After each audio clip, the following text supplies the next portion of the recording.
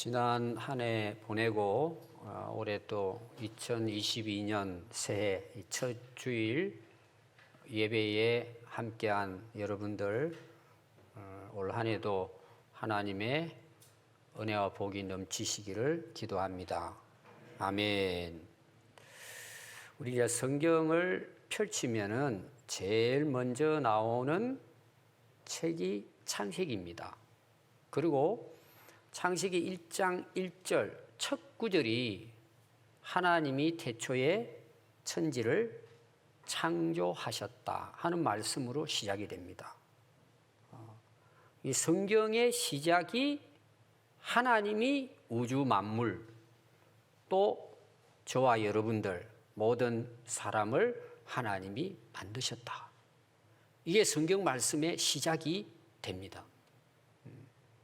그래서 우리가 인생을 살아가면서 우리 인생 자체도 진짜 참된 인생은 어디서부터 시작이 되어야 되느냐? 하나님이 인간을 만드셨다. 이 창조 신앙에서부터 시작돼야 합니다. 그럼 그 전에 삶은 뭘까요? 하나님의 창조를 믿지 않는 인생은 어떻게 될까요? 좀 쉽게 표현하면은 동물과 다를 바가 없습니다. 그냥 잘 먹고, 잘 놀고, 열심히 일하고, 돈 벌고, 그냥 그렇게 살다 갑니다. 자, 우리가 교회를 다니는 분들 중에는 두 부류가 있습니다. 그냥 다니는 사람들이 있어요. 믿음이 없어도 다닐 수 있어요. 그런데 참된 신앙 생활은 하나님이 태초에 우주 만물을 창조하시고 인간을 창조하신 분이다. 이 창조의 신앙에서부터 출발하는 것입니다. 그래서 이 창조 신앙은 우리 인생뿐만 아니고 우리 신앙 생활의 기초설입니다. 가장 튼튼한 기초가 되는 말씀이 창조 신앙입니다. 그래서 우리가 신앙생활을 한다든지 또 우리가 인생을 살아갈 때 여러분 얼마나 많은 어려움이 있어요. 풍파가 많습니다. 지금은 세계적으로 코로나19로 너무나 힘든 시간을 지금 2년을 넘게 보내고 있습니다. 많은 사람들이 어려움 중에 살고 있습니다. 그런데도 이 창조의 신앙을 갖고 있는 사람은 믿음이, 인생이 흔들리지 않습니다. 어떤 면에서는 힘든 고난이 찾아오면 찾아올수록 신앙이 더 깊어집니다. 더 하나님을 가까이에서 만나는 은혜를 경험합니다. 그래서 여러분들의 인생이나 여러분들의 신앙에 있어서 어디서부터 출발해야 되느냐, 시작해야 되느냐, 창조 신앙에서 시작해야 됩니다. 아멘. 그래서 오늘 읽은 말씀은 제가 이제 1장의 내용의 중간에 이제 하나님께서 6일 동안 모든 만물을 다 만드시고 마지막에 사람을 만든 창조하신 말씀에서부터 오늘 제가 읽었습니다. 그래서 26절에 보시면은 그 내용은 하나님께서 자기 형상, 자기 모양대로 남자와 여자를 창조하셨다. 그렇게 말씀을 하고 있습니다. 여러분, 인간을 하나님께서 만드셨다. 인간의 기원은 하나님에 의해서 시작됐다는 것은 우리 인간의 가치, 인간의 목적이 뭔가에 대한 답을 주는 것입니다. 그럼 오늘까지 우리 사람들이 살아가면서 고민하고 연구하는 것이 뭐냐 하면 어떻게 이 우주 만물은 시작이 됐을까? 우리 인간은 어떻게 시작했을까? 생명은 어떻게 시작이 됐을까? 이 기원에 대한 관심이 많습니다. 또 고민도 하고 특별히 과학자들이 이 부분을 계속해서 연구하고 있습니다. 그래서 과학에 두 가지 중요한 이론이 있습니다. 우주가 어떻게 시작이 됐고 인간은 어떻게 시작이 됐는가? 그걸 이제 연구하다가 지금까지 인간의 과학이 많이 이제 발전이 되어 왔잖아요. 크게 두 가지로 우리가 인간의 기원은 이렇게 되지 않았을까라는 이론이 두 가지인데, 첫 번째가 뭐냐 하면은 여러분도 아마 젊은 분들은 들어보셨을 것입니다. 빅뱅 이론인 게 있습니다. 빅뱅. 이 말은 무슨 이야기냐 하면은 이제 과학자들이 연구한 결과예요. 지금부터 137억 년 전에 이 우주는 한 점에서 시작됐다는 것입니다. 아주 보이지 않는 작은 점이 있었는데 그것이 계속해서 부풀려 가지고 그것이 팽창됐다는 거예요. 어마어마하게. 근데 이게 팽창되는 것, 이게 이제 설명을 제가 하면은 어떤 이야기냐 하면, 여러분들 풍선 있죠. 어릴 때 우리가 풍선 불렀잖아요. 고무로 만든 풍선입니다. 그걸 이제 입으로 불면 어떻게 되죠? 부풀어 오르죠? 부풀어 오르면서 커지면 커질수록 뭐예요? 팽창이 되고, 여러분들이 이제 그 풍선을 불면서 손으로 잡아보면 단단해지죠. 그러다가 나중에 더 힘을 줘가지고 바람을 불어넣으면 그게 뻥 하고 터져버립니다. 이게 우주가 생성이 어떻게 됐느냐? 그렇게 계속 137억 년 전에 한 점으로부터 이게 팽창이 되는데, 이 속도가요, 그냥 우리가 이렇게 바람으로 부는 속도가 아니고 눈 깜짝할 사이의 속도예요. 어마어마하게 빠른 속도로 이 우주가 팽창이 되다 보니까 나중에는 터져버렸다는 거예요. 폭발했다. 그걸 대폭발이라 그럽니다. 그리고는 우주가 생성이 됐다. 이게 이제 과학자들이 지금까지 연구하고 있는 것 중에 빅뱅 이론이라는 게 있습니다. 저는 이제 제 개인적인, 제가 과학자가 아니잖아요. 일반 상식으로 봤을 때, 만약 여러분들이 이제 콜라를 한번 생각해 봅시다. 콜라 여러분들이 흔들었다가 뚜껑 열면 어떻게 되죠? 팍 위로 쏟아버리잖아요. 그게 안에 팽창됐기 때문에 그래요. 근데 뚜껑을 열지 않고 계속해서 만약에 콜라가 팽창이 됐다고 생각합시다. 그리고 도저히 유리병이 그걸 감당할 수 없어가지고 폭발이 돼버린 거예요. 그럼 여러분 어떤 현상이 일어나요? 결과가. 거기에 콜라가 수백만 개가 생겨납니까? 콜라 버립니까? 잘 모르세요? 연구해 보셔야 됩니까? 콜라 한 모금도 마실 수가 없어요. 다 끝나버리는, 파괴되고 끝나버리는 거예요. 또 하나 이론이 뭐냐 하면, 우리 오늘날 학생들이 또 학교에서 배우는 진화론이라는 이론이 있습니다. 이것도 먼 과거에 우리가 알 수 없는 수억 년 전, 수백억 년 전에, 그건 모르지만 그걸 가정하자는 거죠. 오래된 거기에 뭔가가 우연히 생겨났다는 거예요. 그리고 이게 시간이 오래 지나면서 그것이 뭐예요? 커져가지고 물체가 형성이 되고 생명이 탄생이 되고 원숭이를 통해서 인간이 됐다. 이게 이제 우리가 쉽게 이해하는 진화론입니다. 근데 이 두 가지는 전부 다, 여러분들이 이제 인터넷 보면은 기본적인 거는 그 상식이 나옵니다. 보면은 전부 다 결론이 뭔 줄 아세요? 시작을 가정했다는 내용이에요. 시작을 밝혀가지고 137억 년이 아닙니다. 그렇게 가정해 본 거예요. 또 진화론 같은 경우는 우연이라고 이야기해버리는 거예요. 아무도 모르니까 그거를. 그들의 과학의 이론이 가설부터 시작됩니다. 그렇게 했다고, 우연히 그렇게 됐다고 생각하자라는 부터 과학이 시작이 돼가지고 오늘까지 연구되는데, 그 시작점의 근거를 밝힐 수 없어요. 과학이. 또 하나, 그것이 변천이 되어져 가지고 인간이 됐다는 그 중간 단계의 과정을 증명할 수 없어요. 이제 그걸 가지고 이제 우리가 책에 보면은 시조새, 새는 새인데 발가락이 있고, 뭐 예를 들어서 그 다음에 화석들, 변화, 이런 걸 들여댑니다. 근데 놀라운 것은 지금도 그런 새가 있고 지금도 그런 발자국은 있어요. 예를 들면은 중간의 과정을 증명할 수 없어요. 그래서 결론은 뭐냐? 가설과 이론인데, 문제는 뭐예요? 사람들이 그걸 믿는 거예요. 그렇다고 모르면서. 그러니까 우리가 오늘날 신앙생활 하는 데 있어서는 굉장한 문제를 가져오게 되죠. 그럼 여러분, 성경은 뭐라고 이야기를 할까요? 오늘 제가 첫 번째 이야기한 1장 1절의 말씀입니다. 태초에 하나님이 오늘 26절 보니까 자기의 형상과 모양을 따라서 남자와 여자로 창조했다는 것입니다. 거기 보면 형상과 모양이에요. 쉽게 말하면 하나님과 흡사한 모습으로 인간을 만들었는데 이거는 외형적인 걸 이야기를 하지 않아요. 하나님을 닮은 꼴을 우리 인간을 만들었다는 것입니다. 여러 가지 이제 그 내용을 이야기할 수 있지만 한 가지 이야기하면은 하나님이 2장에 가서 보면 인간을 만드는데 흙으로 빚어가지고 코에다가 영혼을 불어넣습니다. 이게 살아있는 영이 됐단 말이에요. 영을 가진 육체가 됐단 말이에요.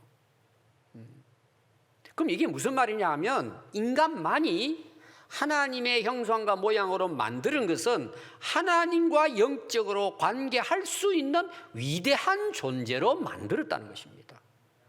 여러분, 동물들이 하나님과 교제할 수 있습니까? 하나님과 관계할 수 있습니까? 인간만이 영적으로 하나님과 만나고 함께 살아갈 수 있는 존재로 하나님이 만드셨다는 것입니다. 굉장한 거죠. 이게 오늘날 우리가 하나님을 믿을 수가 있고 또 이제 하나님을 모르는 나라에서는 뭐예요? 다른 신을 또 섬기는 거예요. 뭔가는 모르지만 신은 존재한다는 거죠, 자기들이. 그러니까 종교를 만들어 냈다고 볼 수가 있습니다. 그래서 우리의 그 하나님의 형상과 모양으로 만든 우리 인간의 위대함이 여기 있는 거예요. 이게 우리 인간에게서 뭐예요? 영광스러운 존재라는 거죠. 그 위대하신 하나님에 의해서 우리 인간이 위대한 존재로 창조되어졌다는 것을 말씀을 하고 있습니다. 그럼 여기에 중요한 게 뭐냐? 인간의 가치가 여기 있다는 거예요. 그냥 우연히 어떻게 하다 보니까 폭발하다 보니까 어떻게 해서 만들어진 우연의 존재가 아니고 하나님의 계획과 뜻 가운데 만들어진 존재라는 거예요. 거기 인간의 가치가 있고 존재 목적이 있는 거예요. 하나님 만들으셨으니까 이유가 있을 거잖아요. 그게 우리 인생이 뭔지를 밝혀주는 아주 중요한 오늘 말씀이라는 걸 우리가 아셔야 합니다. 그리고 하나님께서 그렇게 만드시고 난 다음에 첫 번째 하나님이 하신 일이 있습니다. 자, 여러분들이 한번 28절을 보시면 나옵니다. 하나님이 그들에게 복을 주시며 그랬어요. 성경의 복의 첫 번째 나오는 말씀이 이 말씀이에요. 제가 오늘 복이 뭔지, 하나님이 원래 창조하신 그 시작에 인간에게 복을 주셨다는데 그 복이 뭐냐? 자, 그 다음에 나옵니다. 그 내용이 하나님이 그들에게 이르시되 생육하고 번성하여 땅에 충만하고 땅을 정복하고 모든 생물을 다스리라. 이게 복이에요. 오늘 제가 강조하고 싶은 거기에 내용이 뭐냐? 하나님 주신 복인데 복이 뭐냐는 내용이에요. 이건 뭘 같아요? 자, 일반적으로 우리가 아는 내용 거기 나오죠. 생육하는 거예요. 생육. 살아서 성장하고 발전하는 걸 이야기해요. 근데 이것은 원래 뜻은 뭐냐 하면은 여러분 옛날에 우리나라도 뭐 한 3, 40년 전에는요. 야, 참 저 가정 복이 있다. 그랬을 때 첫 번째 여러분 생각하는 게 뭔 줄 아세요? 자녀의 복이에요. 다산이에요. 자녀가 많은 거예요. 저희 아버지 그 형제들도 9남매예요. 그때 당시는 이게 기본이에요. 좀 많으면은 12명 정도. 그걸 복이라고 본 거예요. 왜냐하면 그때 당시는 농경사회예요. 한 사람 많으면은 그만큼 농사를 많이 하고 생산을 많이 하는 거예요. 그러니까 여기에서 지금 말하는 것도 생육이 뭐냐? 자녀를 많이 낳으라는 내용이에요. 이게 성경적인 내용이에요. 그리고 뭐예요? 그것 때문에 어떻게 돼요? 열심히 일꾼들이 많으니까 농사를 지으면은 수확이 많아지겠죠. 그래서 번성이에요. 풍요로움이에요. 풍요로움이에요. 그리고 이것이 얼마나 풍요하다고요? 땅에 충만하래요. 지금 여러분 우리나라 지금 와서 몇 년 되지 않았습니다. 지금 감소되고 있어요. 인구가 감소되니까 사는 게 어려워진다는 거예요. 그래서 어떻게 하면 이거를 많은 자녀들이 태어나게 해서 어느 정도 우리가 쉽게 말하면 복을 누리고 행복하게 나라가 유지가 되려면 자녀들을 많이 낳아야 된다는 거예요. 근데 오늘 우리나라만 해도 어떻죠? 결혼한 사람이 한 명도 낳지 못해요. 0.8%인가 그래요. 그래서 심각하다 그러잖아요. 그래서 자녀를 낳으면 나라에서 뭘 주죠? 돈을 줍니다. 지원금을 많이 해줍니다, 지금. 어느 지역에서는 뭐 2천만 원도 주더라고요. 그리고 자녀들은 대학 가는데 뭐 지원을 해주고. 그래도 오늘날 젊은이들이 자녀를 낳지 않습니다. 생육하고 번성하고 충만하도록 복을 주셨는데 이게 복인데 우리는 뭐예요? 돈만 많이 버는 것만을 자꾸 복이라고 생각해요. 원래 이런 뜻이 있습니다. 이게 첫 번째입니다. 두 번째예요. 더 중요한 내용이에요. 뭐라고 나오느냐? 땅을 정복하고 모든 것을 다스리라는 거예요. 다스림의 복이에요. 오늘 중요한 건 이겁니다. 정복이라는 말은요, 전쟁 용어입니다. 남의 나라 가가지고 남의 나라를 침략해서 다 죽이고 빼앗아오는 거예요. 근데 왜 하나님께서 복을 말씀하시면서 정복이라는 이 전쟁 용어를 썼을까요? 이게 굉장히 중요한 거예요. 자, 이걸 제가 쉽게 설명하겠습니다. 땅에 있는 것이 번성해가지고 우리가 풍족함을 누리게 돼 있습니다. 땅으로부터 왔잖아요. 오는 것입니다. 근데 이 땅을 정복하래요. 아니, 여러분, 땅은 사람이 아니잖아요. 적군이 아니잖아요. 땅은 있는 건데 왜 정복하라고 했을까요? 이게 굉장히 강조하는 내용이에요. 왜 다스리라고 했을까요? 여러분, 이거는 파괴하고 점령하라는 의미로 한 게 아니에요. 자, 여러분, 땅은 인간이 아니죠. 어떤 면에서는 땅은 아무것도 아니에요. 우리가 그냥 지어서 생산하는 거예요, 그게. 근데 사람들이 땅을 다스려야 되는데 사람들이 땅의 다스림을 받는 거예요. 뒤바뀌어져 버린 거예요. 그럼 그건 저주예요. 자, 여러분들이 이제 올해도 한 해 시작하면 기도 제목이 있잖아요. 잘 되고 번성하고 이런 여러분들이 성공하고 이런 고민을 참 많이 하잖아요, 여러분들이. 근데 또 그것도 쉽지 않죠. 근데 이제 우리가 이제 예를 들어서 농사, 그때 당시에는 농경사회니까 농사를 지어가지고 수확을 많이 했어요. 그럼 그때 당시로 뭐 창고에 이렇게 그 쌀 같은 거 많이 쌓아놓으면 부잣집이잖아요. 먹을 것이 넘쳐나니까 부자잖아요. 여러분, 그게 복일까요? 그것까지는 괜찮아요. 근데 어떤 문제가 생기느냐? 그거에 다스림을 받는 거예요. 그것의 지배를 내가 받는 거예요. 오늘로 말하면 뭐예요? 돈이에요. 돈 성공했어. 돈 많이 벌었어요. 봅니다. 근데 오늘 사람들이 내가 돈을 지배하고 다스려서 잘 써야 되는데 돈이 나를 지배해버린 거예요. 정복해버린 거예요. 나를 다스리는 거예요.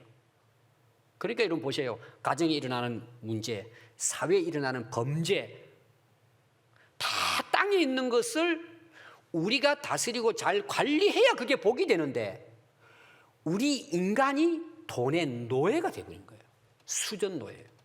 돈에 의해서 끌려다니는 거예요. 그럼 부모도 없어, 자식도 없어, 나라도 없어. 다 파괴되는 거예요. 그거는 저주예요.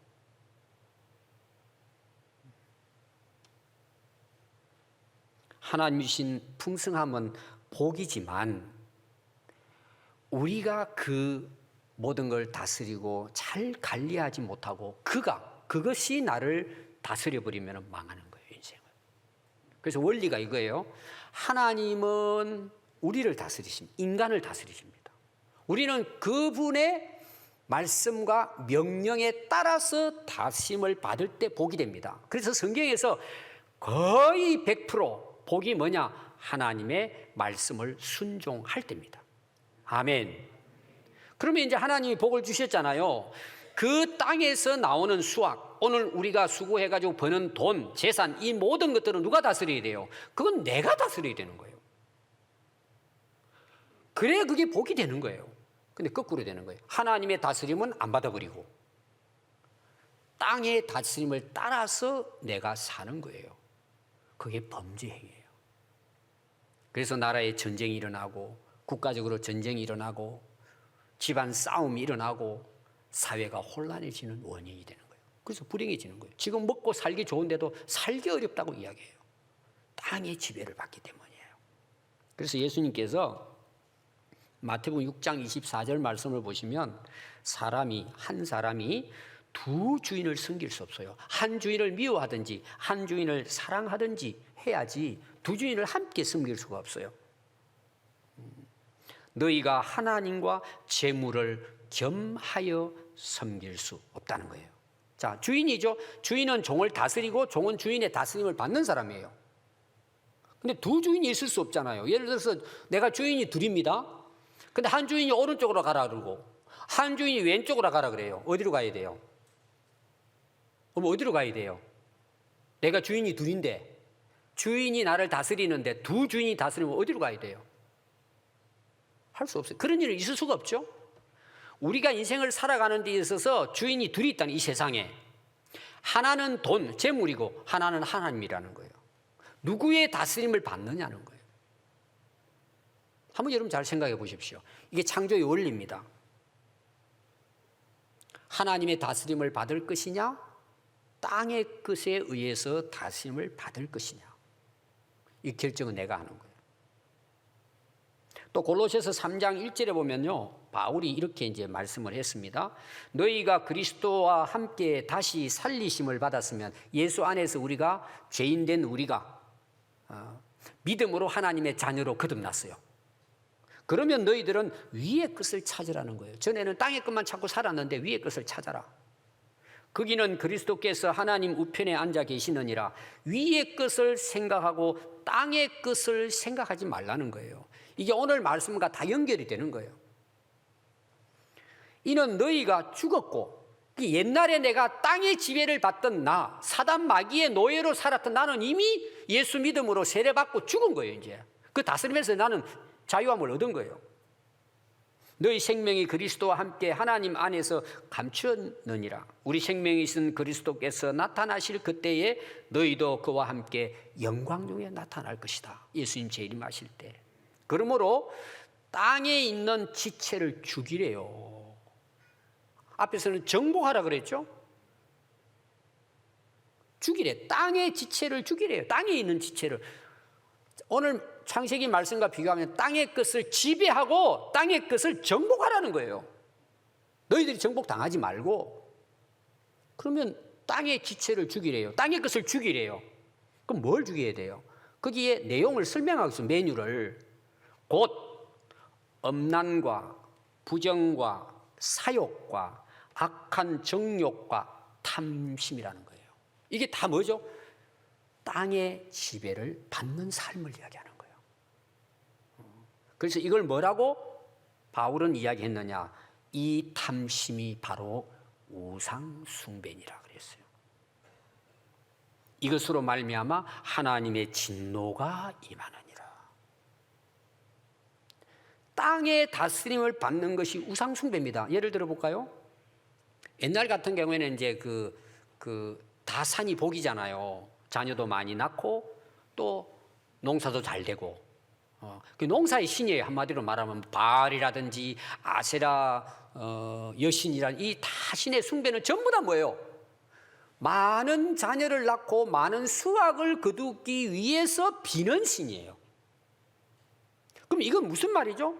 아니, 하나님이 우리를 만드시고 하나님께서 생육하고 번성하고 복을 누리도록 주셨는데 그 하나님의 말씀과 다스림은 포기해버리고 땅의 것을 따라서 땅의 것에 종이 돼가지고 살아가는 것. 그게 우상숭배예요. 그래서 여러분들 이제 새해 맞이했습니다. 많은 사람들이 달맞이, 해맞이 가가지고 빌잖아요. 복 달라고. 산에 가가지고 산 신령에게 잘 되게 해달라고 빌잖아요. 그 잘 되는 게 뭐예요? 영혼 구원이에요? 땅의 것 잘 되는 거예요? 나무도 숭배해요. 돌도 숭배해요. 돌 깎아놓고 부처 앞에 가서 빌잖아요. 잘 되게 해달라고 천배하고 만배하고. 전부 다 땅의 지배를 받는 거예요. 그게 우상숭배예요.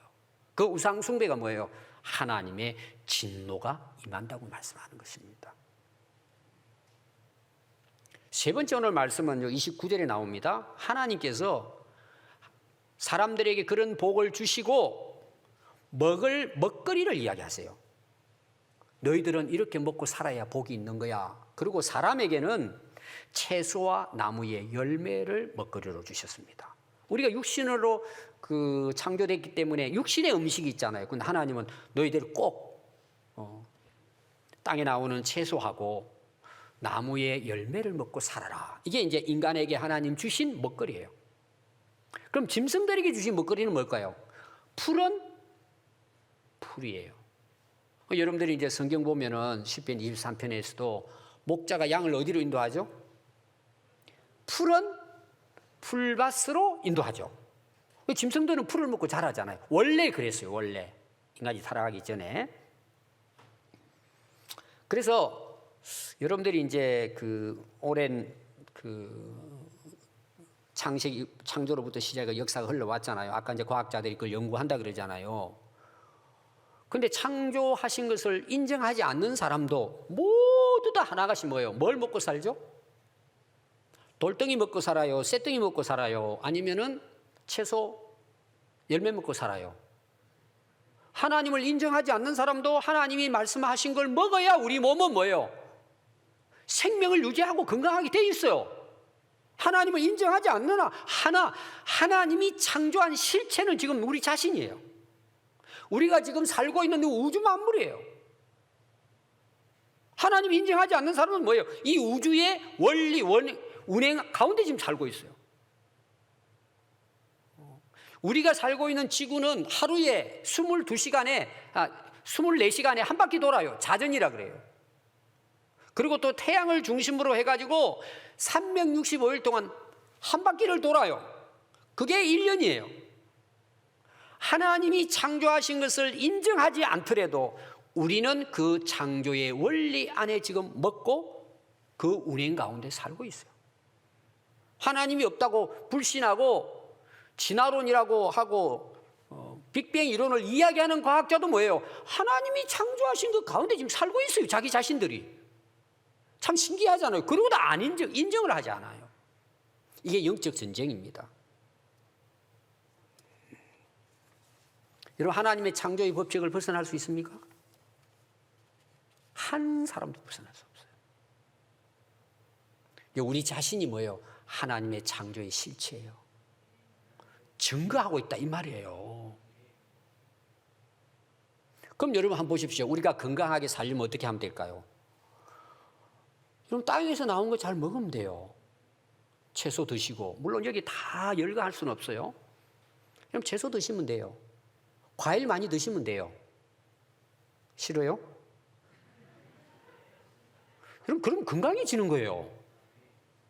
근데 지구가 왜 병들죠? 왜 환경이 파괴되죠? 왜 인간의 그런 질병이 왜 이렇게도 많죠?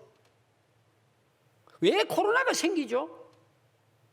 이런 원인이 뭘 것 같아요? 하나님의 창조의 복된 말씀대로 살지 않는 거예요. 하나님의 다스림을 안 받는 거예요. 그리고 먹는 것도 뭐예요? 내 입맛에 맞는 좋은 거 먹는 거예요. 내 입에 단 것만 먹는 거예요. 그 어떤 사람들은요, 콜라를 박스채 집에다 갖다 놓고 먹는다니까요. 오래전에 우리 교회 부목사님 그랬어요. 나중에 이제 회개했어요. 끊고 이제 건강해졌는데, 얼마나 콜라를 좋아하는지. 그 집은 이제 부잣집이었어요. 어릴 때부터 콜라를 그렇게. 옛날에는 우리 못 먹었잖아요. 사이다 하나도 소풍 갈 때는 하나 사 먹지. 거기는 그냥 물 대신에 콜라만 먹고 자란 거예요. 그러니까 뭐 콜라가 몸에 배였죠. 그 몸이 만신창이 안 되겠어요. 그래서 하는 말이 그러더라고. 목사님, 저는 콜라에 밥을 말아 먹으면 제일 맛있대. 그렇게 마셔도 되니 인스턴트 식품을. 병이 안 들겠어요. 거기서 끝나지 않아요. 자연도 파괴돼요. 환경. 여러분, 입에 달콤한 것만 먹는 것은 하나님의 법칙이 아니에요. 건강 다 잃어요. 어떤 사람은 막 하루에 커피를 막 10잔씩 달고 다니는 사람이 있어요. 그것도 적당히 먹어야 되는데 막 그냥 좋은 거 막. 그래서 인간이 병드는 것은요, 탐식이에요. 먹기를 너무 좋아하는 거예요. 그것도 그냥 뭐 채소 이런 게 먹는 게 아니고 막 인스턴트 있죠. 막 몸에 해로운 것만 주워 먹는 거예요. 맛있다고 그냥. 오늘 여러분 이 말씀만 제대로 이해해도 올해부터 여러분 건강 회복할 수 있습니다. 기본적으로. 아멘 하는 사람들 회개하시고 채소 많이 드시고 하나님 주신 그대로 자연 생수 드시고 회복돼요, 여러분. 그건 정신적인 건강, 영적인 건강도 가져와요. 아멘 하신 분만 건강하신 거예요. 문제는 뭔지 아세요? 여러분, 왜 술 마셔요? 왜 담배를 피워요? 왜 마약을 해요? 처음에 시작할 때는 모르고 합니다, 여러분. 나중에 무슨 문제가 생기죠? 내가 마약을 다스릴 수 없습니다. 나중에는 내가 술, 담배를 제어할 수가 없습니다. 지배를 당해버립니다. 그럼 내 몸이 어떻게 되죠? 병들어 쓰러집니다. 이런 것들은 뭐예요? 만병의 원인입니다.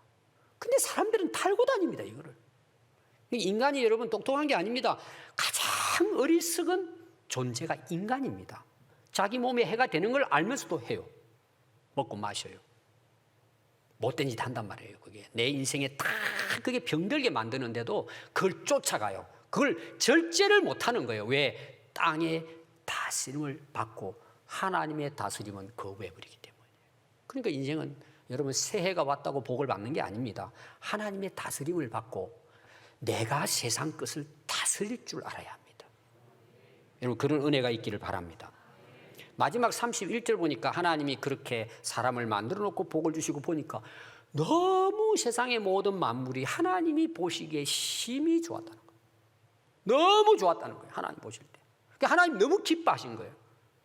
하나님이 6일 동안 모든 걸 만들어 놓고. 하나님이 위대하시고 하나님이 만든 우리 인간의 모습이 위대한 거예요. 우리가 위대하다는 건 뭐예요? 하나님이 나를 만드셨기 때문이에요. 하나님의 형상과 모양대로 만든 것이 뭐예요? 인간의 위대함이고 영광이에요, 여러분. 근데 대부분 사람들이 고민하는 게 있습니다. 그리고 우울해하는 게 있어요. 그게 뭐냐면 자기 열등감이에요. 이거는 여러분 가난한 사람, 모자란 사람만 열등감이 있는 게 아니라 오히려 많이 가지고 똑똑한 사람들이 우울증이 더 심하답니다. 왜? 자기보다 더 똑똑한 사람 때문에 비교를 하니까. 비교의식이죠. 그래서 자존감이 낮아요. 나는 왜 이럴까? 항상 자기에 대해서 불평하고 불만을 가지는 것입니다. 세상의 가치는 뭐예요? 겉으로 보이는 거예요. 능력 위주예요. 그걸 가지고 가치를 평가합니다. 우리는 여러분 그것도 나의 평가의 하나의 내용은 될 수 있을지 몰라도 우리의 가치는 어디 있죠? 하나님이 나를 만드신 거기에 진정한 가치가 있는 거예요. 우리 존재의 위대함이 하나님이 나를 만드셨다는 데 있는 거예요. 여러분 이걸 깨닫게 되면은요, 물론 뭐 외모도 좋고 돈도 많이 가지고 뭐 공부 잘하고 하면 좋겠죠. 그건 세상적인 가치가 아니에요. 여러분 그런 사람들이 행복한 줄 아세요? 다? 절대 그렇지 않아요. 여러분 그런 세상적인 비교의식, 세상적인 가치로 자기를 보면요, 그 인생은요 항상 우울해요. 자신감이 없어요. 그래서 거기에 빠져 사는 거예요. 거기에 다스림을 받아버리는 거예요. 그러니까 얼마나 자기 인생이 불행해요. 기쁨이 없고 감사가 없고 행복이 없단 말이에요. 여러분 여기에서 벗어나야 됩니다. 제가 여러분들에게 오늘 정말 값비싼 그림을 여러분들에게 보여드릴 것입니다. 한번 여러분들이 그림을 한번 보시기 바랍니다. 어떻게 멋있습니까? 이뻐요? 저 사람입니다, 지금. 저 가족이고. 자, 지금 마지막에 이제 그림이에요. 누가 그린 그림일까요? 잘 모르시죠? 처음 보니까. 피카소의 그림입니다. 세계적인 이제 화가죠. 주로 이제 피카소가 그 추상화를 그리는데 대부분 인물화가 많습니다. 근데 저게 이제 오늘 마지막 제가 여러분 보여드린 그림이에요. 어떻게 사람 같아요? 어때요? 사람 같긴 한데 사람 같지 않죠? 저 사람입니다. 저도 저 뜻은 몰라요. 근데 저 그림 하나에 지금 몇 년 전에 가격이 얼마인 줄 아세요? 인터넷 찾으면 나옵니다. 저 그림. 1220억입니다. 뭐 느낌이 없죠? 1000만 원이 아닙니다. 1220억이에요. 저 그림이. 저도 저런 그림 그릴 수 있어요. 그럼 만약에 제가 저 그림을 그려서 그 경매시장에 내놓으면 얼마나 줄 것 같아요? 많이 쳐줘도 100만 원 안 넘어요. 가치가 없단 말이에요. 이거 왜 그럴까요? 여러분도 저 정도는 그릴 수 있을지도 몰라요. 물론 여러분 추상화 우리가 다 그림의 세계를 모르죠. 제가 이제 설명하기 위해서 그렇게 합니다. 피카소의 그림이기 때문에 피카소 그림은 저런 어떤 그 초상화라든지 인물화 기본이 1000만 원입니다. 1000억입니다. 기본. 아주 기본. 그리고 지금 아까 그림 중에 한 그림은 2000억이 넘는 게 있습니다. 그럼 오늘 여러분 6점 보셨잖아요. 오늘 여러분들이 거의 1조의 그림을 본 거예요. 공짜로. 저 그림 하나가 그렇다니까요. 이유는 피카소가 그렸기 때문이에요. 물론 그림도 중요하겠지만, 그럼 여러분들이 오늘 저 그림 인터넷 찾으면 나옵니다. 피카소 그림도 다 나와요. 여러분들의 얼굴 사진하고 저 그림하고 딱 집에 가서 비교해 보십시오. 누가 이쁠 것 같아요? 여러분 진짜 자신 없네요. 말이 안 되죠. 말이 안 되죠. 우리 얼굴, 나라고 하는 존재는 하나님의 작품이에요. 여러분들 위로하기 위해 하는 말이 아니에요. 이게 사실이에요. 얼굴에 칼 대지 마요. 하나님의 작품이에요. 여러분 자신만 가져도 돼요. 남이 나를 뭐라 그래도 우리는 하나님의 작품이에요. 당당하게 살 수 있어요. 저는 예수 믿기 전에 제가 어릴 때 아버지가 망해가지고 고생을 많이 했습니다. 그때 지금도 그 그림이 그려져요. 집이 망해가지고 쫓겨나야 되는데 그런 사건이 있었어요. 제가 초등학교 5학년 때인데 완전히 나라고 하는 자존감이 땅바닥에 떨어져 버렸어요. 그때부터 웃고는 다니는데 항상 나는 아무것도 못해. 남 앞에 서면 말을 못했어요. 떨려가지고. 근데 제가 하나님 만나고 나서 성경을 읽다가 제가 하나님이 만든 작품이라는 걸 아는 거예요. 실제로 제가. 그래서 그 이후로요. 저는 얼굴에 대해서, 키에 대해서, 실력에 대해서 물론 뭐 조금은 남아있겠지만 한 번도 고민해 본 적이 없어요. 부끄러워해 본 적도 없어요. 제가 실력이 좀 부족한 거는 표가 나니까 그렇지만 제 어떤 가진 것, 외모를 가지고 제가 불행하게 생각해 본 적이 없어요. 그건 지금도 마찬가지예요. 그런 면에서는 저는 당당해요. 왜 그럴까요? 하나님이 나를 만드신 거예요. 그런 존재예요. 하나님 보실 때에 심히 좋았다 그랬잖아요. 여러분 한 해 시작하면서 우리가 어떻게 살았으면 좋겠어요? 당당하게 삽시다. 남이 뭐라 그러든지 그래. 어떻다고 그게? 그게 뭔데? 여러분 상관하지 마요. 상관할 거 없어요. 아멘. 여러분 요한복음 1장 12절에 보면 영접하는 자 곧 그 이름을 믿는 자들에게는 하나님의 자녀가 되는 권세를 우리에게 주셨어요. 하나님의 자녀란 말이에요, 우리가. 그래서 여러분 마태복음 6장 31절 말씀 보면은 너희들 무엇을 먹을까 뭘 마실까 이런 거 너무 염려하지 말래요. 그렇다고 일하지 말라는 건 아닙니다. 하늘 아버지께서 너희들 다 있어야 한 걸 아신대. 너희들 그런 거 염려하지 말고 너희들이 진짜 해야 될 거는 먼저 그의 나라와 그의 의를 구하라는 거예요. 다시 말하면 하나님의 말씀에 다스림을 받고 살라는 거예요. 그럼 하나님께서 뭐예요? 여러분 축복을 약속하셨잖아요. 생육하고 번성하고 땅에 충만하라. 더해 주신다는 거예요, 하나님께서. 여러분 송명희 시인을 아시죠? 1963년생입니다. 태어날 때는 뇌승마비로 태어났습니다. 집이 가난했습니다. 17살 때까지 완전히 인생에 소망 없이 항상 눈물로 살았대요. 그런데 17세에 하나님이 자기를 만나 주셨대요. 자기가 하나님을 만나서 하나님의 자녀로 거듭난 거예요. 하나님께서 자기는 초등학교 문턱도 가보지 못한 거예요. 배우지 못했어요. 하나님이 시를 주시더랍니다. 하나님의 은혜를 받으니까 뭐예요? 하나님에 대한 간절함이 있잖아요. 기도하고 근데 하나님은 그 식기를 주신대요. 그걸 쓴 것이 그의 시예요. 여러분 잘 아는 그 시에 중요한 시가 하나 있어요. 그의 신앙 고백의 시입니다. 공평하신 하나님이에요.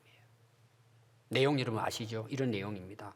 나 가진 재물 없으나, 나 남이 가진 지식 없으나, 나 남에게 있는 건강 있지 않으나, 나 남에 갖고 있지 않은 것을 가졌네.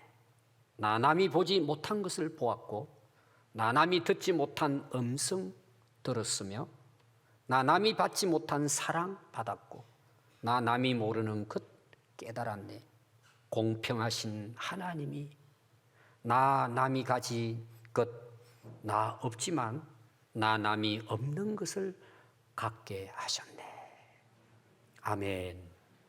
여러분 새해가 시작이 됐습니다. 하나님이 허락하신 기회입니다. 찬스예요. 선물이고 복이에요. 하나님을 창조의 하나님으로 믿는다면 하나님이 한 해를 내게 허락하신 이 한 해는 하나님이 나를 향한 선한 계획과 뜻이 있습니다. 그 하나님의 기뻐하시고 선하신 뜻이 무엇인지 여러분 기도하시고 발견하고 올 한 해 앞으로 모든 인생이 하나님을 기쁘시게 하는 그런 복된 인생 살아갈 수 있기를 바랍니다. 기도하겠습니다.